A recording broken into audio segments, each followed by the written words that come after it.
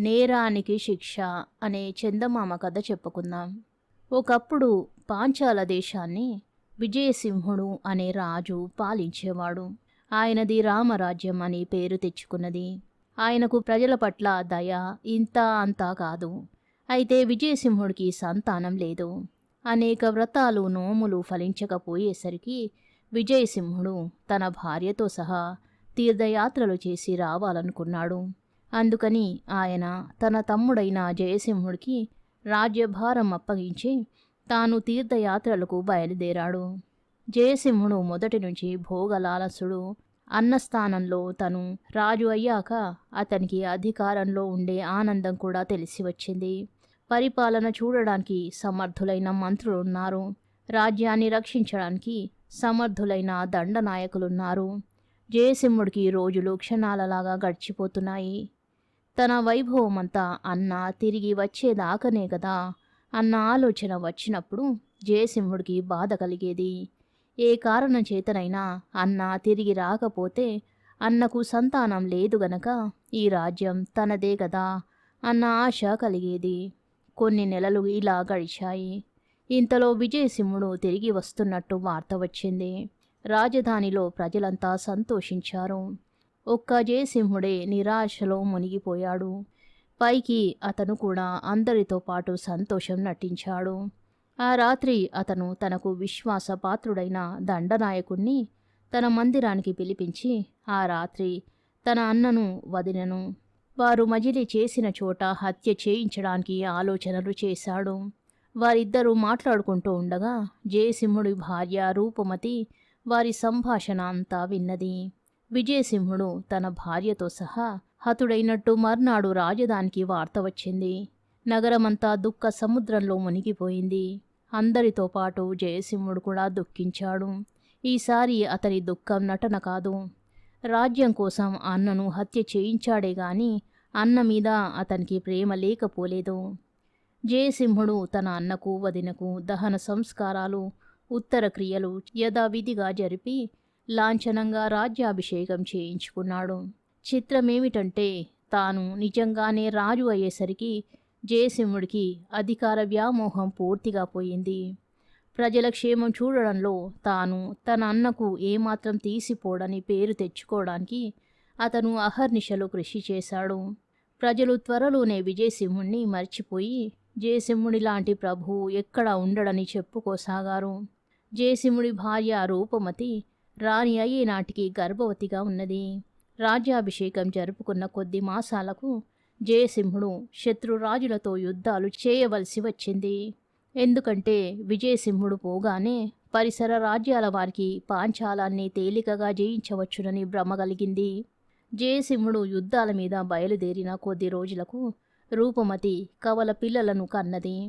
పిల్లలను చూసుకున్న ఆనందంతో పాటు ఆమెకు ఆందోళన కూడా కలిగింది. ఈ పిల్లలు ఎంత అన్యోన్యంగా పెరిగినా రాజ్యం సమస్య వచ్చేసరికి ఒకరి ప్రాణాలు ఒకరు తీసుకుంటారు. తన భర్త తన అన్నను ఎంతో ప్రేమించి కూడా రాజ్యం కోసం హత్య చేయించడం ఆమెకు తెలుసు.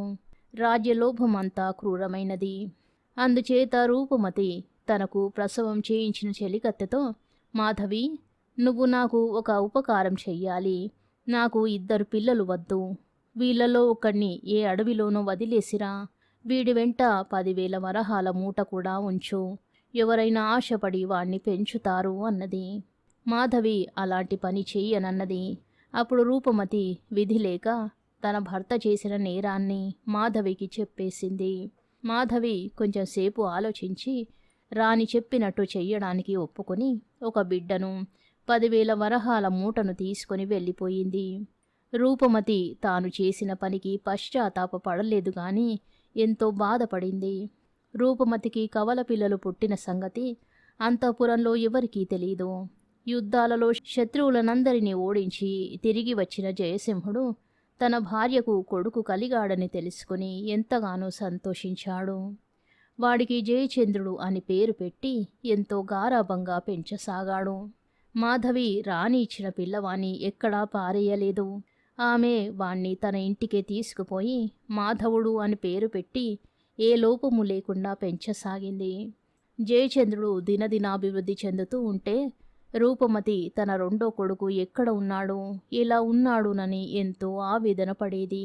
కాలం గడిచింది. జయచంద్రుడు యుద్ధ విద్యలన్నిటా ప్రవీణుడై యుక్త వయస్సుకు వచ్చాడు.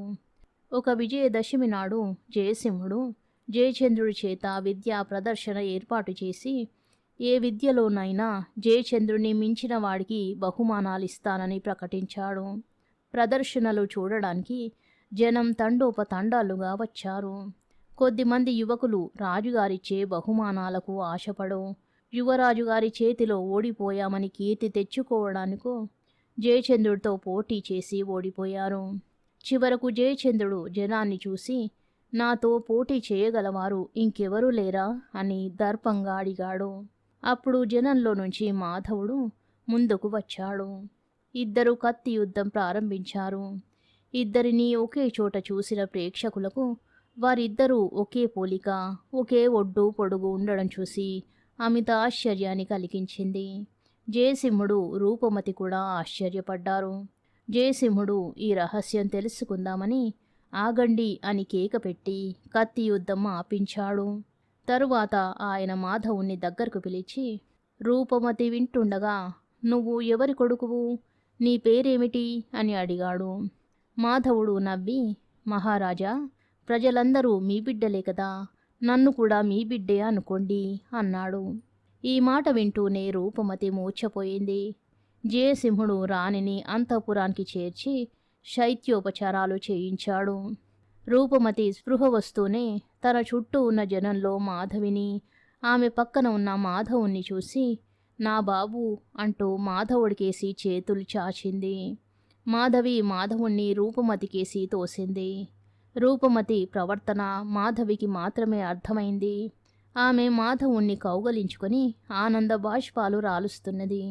తన భార్యకు మతి చెడిందనుకుని జయసింహుడు, ఏమిటి నువ్వు చేస్తున్నది అని అడిగాడు. వీడు మన కొడుకే మహారాజా, జయచంద్రుడు వీడు కవల పిల్లలు.